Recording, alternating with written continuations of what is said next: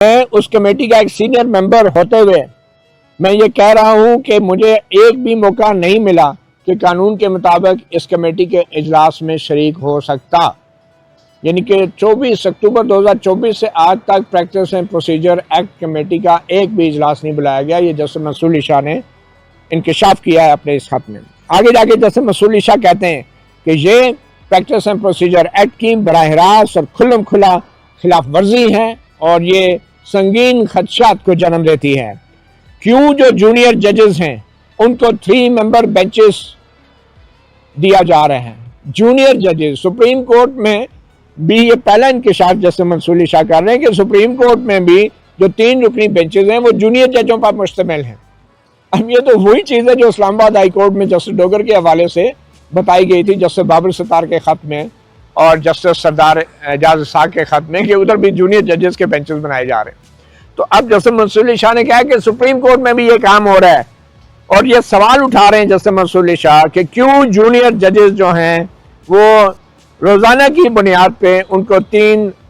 ججوں کے بینچ پہ بٹھایا جا رہا ہے،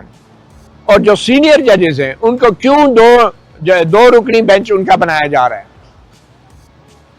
جو قومی اہمیت کے معاملات ہیں جن کے پالیسی کے اوپر دور رس نتائج مرتب ہو رہے ہیں، وہ سینئر ججز کے بینچ کے سامنے کیوں نہیں لگائے جا رہے؟ اور یہ جو رجحان ہے اس سے یہ لگتا ہے کہ جو سینئر ججز ہیں، جو آزاد ججز ہیں، جو انڈیپینڈنٹ ججز ہیں، انہیں کھڈے لائن لگایا جا رہا ہے۔ انہوں نے تو خیر کہا ہے کہ سائیڈ لائن کیا جا رہا ہے، لیکن اس کا ترجمہ یہی ہے کہ جو انڈیپینڈنٹ مائنڈڈ ججز ہیں ان کو کھڈے لائن لگایا جا رہا ہے، اس لیے نہیں کہ ان کی کارکردگی ٹھیک نہیں ہے، مگر صرف اس لیے کہ انہیں کنٹرول کیا جائے۔ ایک سنگین چارج شیٹ ہے چیف جسٹس یحییٰ آفریدی کے خلاف۔ آگے جا کے جسٹس منصور علی شاہ لکھتے ہیں کہ جو 5 کمیٹی میٹنگز ہوئی ہیں جو کہ کورٹ کی ویب سائٹ کے اوپر جس کی تفصیلات جاری کی گئی ہیں، جو 5 کمیٹی میٹنگز، وہ کمیٹی میٹنگز نہیں تھی مگر صرف ڈسکشن تھی چیف جسٹس کے ٹریول شیڈول کے حوالے سے۔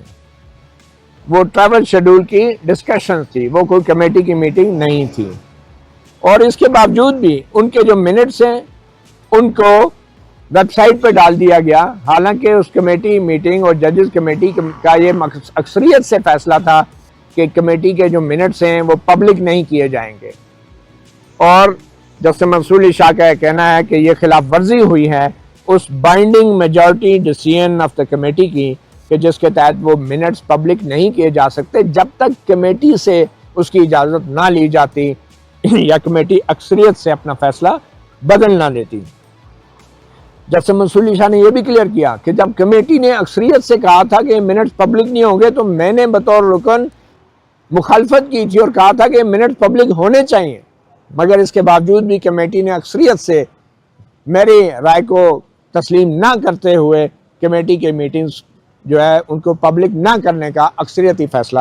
دیا تھا۔ اچھا، اور اس سے یہ ظاہر ہوتا ہے کہ یہ جو ججوں کے بیچ باہمی احترام کی بات کی جاتی ہے، اصل میں یہ باہمی احترام نہیں، یہ آمرانہ رجحان ہے، آمریت ہے، اور یہ collegiality is inclined towards dictation, the mindset۔ تو کہہ رہے ہیں کہ یہ جو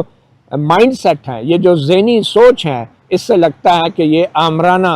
سوچ ہے اور یہ آمرانہ رجحان جنم دے رہا ہے۔ آگے جا کے جسٹس منصور علی شاہ لکھتے ہیں کہ یہ جو فرد واحد کا شو ہے، ون مین شو ہے، فرد واحد کے شو کا جن،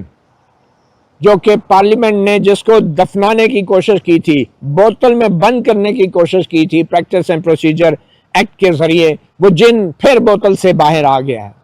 ون مین شو کا جن، وہ جو ماسٹر آف دا روسٹر کی بات تھی۔ اس لیے میں نے اب تمام روسٹرز پہ دستخط کرنا بھی چھوڑ دیے ہیں۔ یہ ایک اور بڑی خبر ناظرین آپ کو بتا رہے ہیں کہ جسٹس منصور علی شاہ نے ججز کمیٹی کا اجلاس بلائے بغیر جو کاز لسٹ جاری کرتے ہیں چیف جسٹس یحییٰ آفریدی، اس کے لیے جو روسٹر جاری کرتے ہیں بینچوں کا، ان روسٹرز پہ جسٹس منصور علی شاہ نے دستخط کرنا چھوڑ دیے۔ احتجاجن کہیں یا جو بھی کہیں، مطلب سپریم کورٹ کے کچھ ججز جو ہیں روسٹر پہ دستخط ہی نہیں کر رہے، اور چیف جسٹس یحییٰ آفریدی کے لیے جیسے یہ کوئی بڑی بات ہی نہیں ہے۔